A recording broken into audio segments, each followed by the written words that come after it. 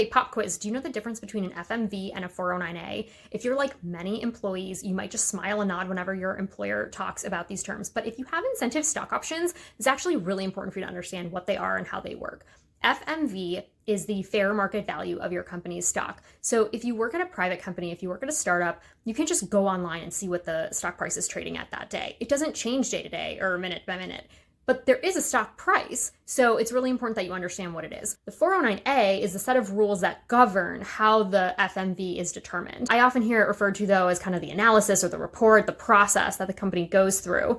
So generally, private companies, startup companies will engage a third party to do this analysis, and they will look at comps, they'll look at your business, they'll look at financials, and they will come up with what they think is the appropriate value of your stock. Companies are required to update this at least annually, but more often if something material changes. So that generally that's if they raise a round of funding, or maybe they launch an entirely new business that like material changes the business that they're in. Always super important to understand what the FMV is and when the 409A was last updated. I always ask those two questions if I'm negotiating or if I'm deciding when or whether to exercise stock options. Hope this helps.